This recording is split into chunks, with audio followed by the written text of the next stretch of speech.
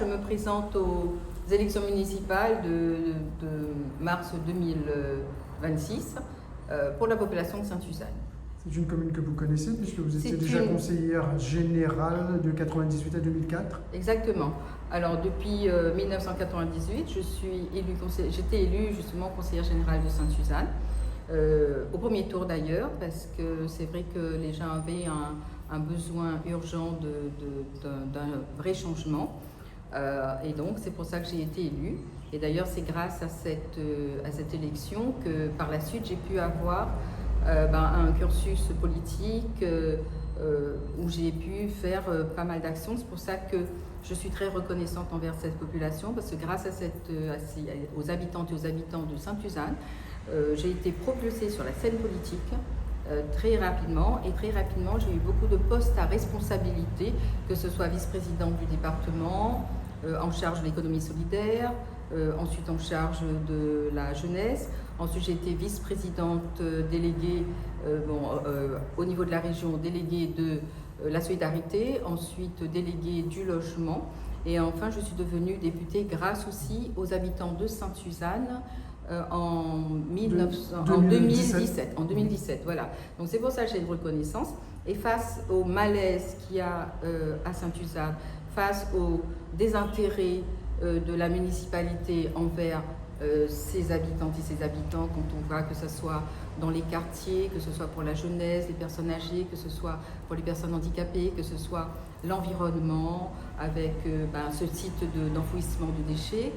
C'est vrai qu'on ne peut que par affection pour ces habitantes et ces habitants venir les aider pour contribuer ensemble à faire de belles actions pour cette population et pour cette ville. Durant vos campagnes précédentes, que ce soit au conseil départemental, enfin conseil général à l'époque, à la région et également à la députation, vous avez surtout mis l'accent sur le social. Beaucoup sur le social, parce que c'est vrai que je suis avant tout médecin depuis plus de 36 ans à Sainte-Suzanne, originaire de Sainte-Suzanne d'ailleurs de par ma mère, qui est enterrée donc à Sainte-Suzanne et qui est née à Bagatelle. Donc c'est vrai que c'est une ville que j'apprécie, que j'affectionne totalement. Et donc effectivement, j'ai commencé donc par le social, économie solidaire, grâce aux habitantes et habitants de Sainte-Suzanne.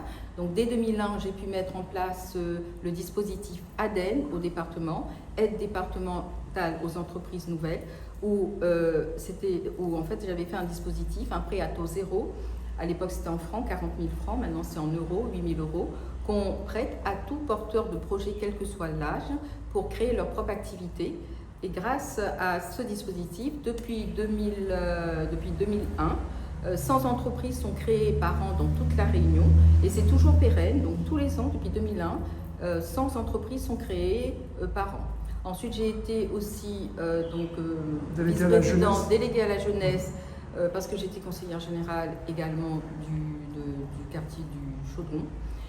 Et à cette époque aussi, j'ai pu créer, donc c'était en 2015, j'ai pu créer le dispositif TAGE pour la jeunesse. C'est-à-dire qu'en fait, c'est une aide à la personne de 8 000 euros qu'on donne à tout porteur de projet de jeunes, quel que soit le rang social, du moment qu'ils sont au chômage. Et grâce à ça, plus de 2500 jeunes depuis 2015 travaillent grâce à leur projet qu'on a pu subventionner, on a donné. C'est de l'argent les jeunes ne rendent pas cet argent parce que comme ils ne travaillent pas, ils n'ont pas la possibilité de rendre, donc on a pu faire ça. Ensuite à la région, j'ai pu mettre en place la section vice-présidente déléguée de la solidarité, mais surtout depuis 2015 j'ai pu mettre en place un service alloué directement au logement.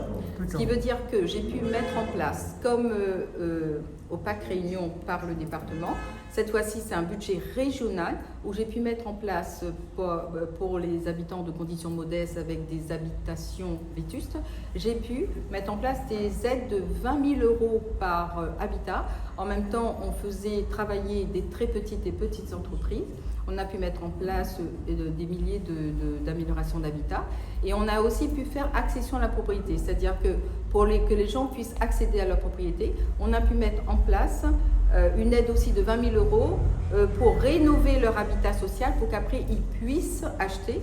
D'ailleurs à Sainte-Suzanne, le lotissement Georges Marchais, ça dépend totalement de ce dispositif.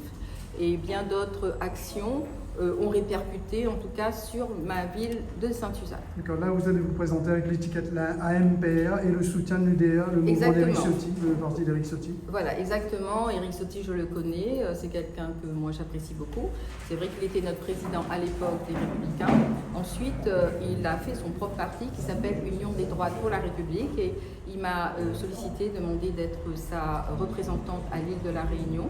Donc j'ai accepté parce qu'il a des valeurs morales, c'est quelqu'un d'intègre. Donc moi, dans toute ma campagne, ça va être vraiment l'intégrité. Je viens uniquement pour une population en difficulté.